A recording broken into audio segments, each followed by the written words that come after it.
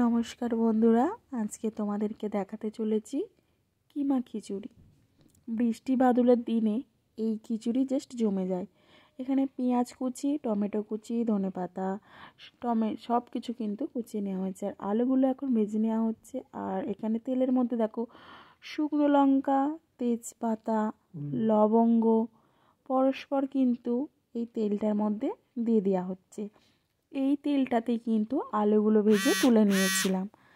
আর এখন এটা ভালোভাবে নাড়াচাড়া করবে। এই দেখো আলুগুলো কিন্তু খুব সুন্দর সিদ্ধ হয়ে গেছে। তারপর যেগুলো কেটে রাখা হয়েছিল পেঁয়াজ কুচি, সেগুলো কিন্তু এই তেলটার মধ্যে এখন দিয়ে দিলাম। তারপর দিয়ে দিলাম গোটা গোটা কাঁচা লঙ্কা। তারপর দিয়ে দিলাম বেটে রাখা আদা রসুন বাটা। তারপর এগুলো কড়াইটার মধ্যে হালকা আঁচে নাড়তে থাকবো। তারপর দিয়ে দেবো এর মধ্যে ছোট ছোট করে কেটে রাখা টমেটো কুচি। 2-3টে তোমরা টমেটো কুচি নিতে পারো। আর এখানে দেখো গরম জল বসিয়ে দিয়েছি, তার মধ্যে দিয়ে দিয়েছিলাম চাল।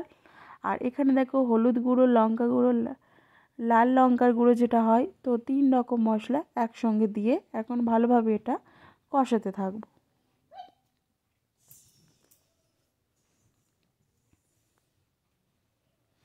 আর তার মধ্যে কিন্তু তুলে দেব কিমা, যেটা মাংসের কিমা। মাংসটাকে যে কুচি কুচি করে কাটা হয়েছিল সেটাই কিন্তু এখন এই কষানো মশলাটার ওপরে তুলে দেওয়া হবে। তো জাস্ট একটা জিভে জলানা ব্যাপার, এখন বুঝতেই পারছো। তো চলো, আর এটা এইভাবে কিন্তু নাড়াচাড়া করব যতক্ষণ না সিদ্ধ হয়ে যায়। তারপর উপরে দিয়ে দেব একটু পরিমাণ মতো নুন। এদিকে দেখো চালের জলটা ফুটে গেছে। তো এর মধ্যে ভেজে রাখা আলুগুলো এখন দিয়ে দেওয়া হবে, যেহেতু এটা খিচুড়ি। চালটা হাফ সিদ্ধ হয়ে যাক। আর দেখো ভেজে রাখা আলুগুলো দিয়ে দিলাম। হাফ সিদ্ধ হয়ে যাওয়ার পরেও ডালটা ধুয়ে রেখেছিলাম, সেই ডালটা কিন্তু দিয়ে দিলাম। তো এখন এইভাবে একটু নাড়াচাড়া করে নেব। এদিকে এটা কষানো হচ্ছে, ওদিকে ওটা ফোটানো হচ্ছে।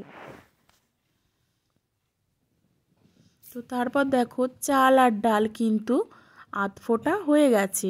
আর পরিমাণ মতো লবণ কিন্তু তোমরা এই খিচুড়িটার মধ্যে দিয়ে দেবে, চাল ডালটা সিদ্ধর মধ্যে দিয়ে দেবে। আর তারপর যে মশলাটা কষানো হচ্ছিল সেটা কিন্তু এখন এই খিচুড়িটার মধ্যে দিয়ে দিলাম। চাল ডালটা তো সিদ্ধ হয়ে গেছিলো, কষানো মশলাটা এর মধ্যে এখন দিয়ে দিলাম। দিয়ে এখন ভালোভাবে নাড়াচাড়া করা হলো। তো দেখো খিচুড়িটা কিন্তু অনেকটাই খিচুড়ির মতন রং নিয়ে নিয়েছে, তো অনেকটাই হয়ে গেছে। তো আর একটু বাকি আছে, তো চলো তোমরা দেখতে থাকো। তো বৃষ্টির দিনে বেশ ভালোই লাগে। আর এই শীতকালে বৃষ্টি হলে তো জাস্ট জমে যায় কিমা খিচুড়ি। তো দেখো এখন কলা পাতায় পরিবেশন করা হচ্ছে।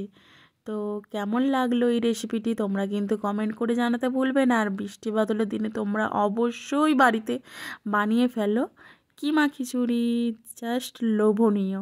ধন্যবাদ পুরো ভিডিওটি দেখার জন্য।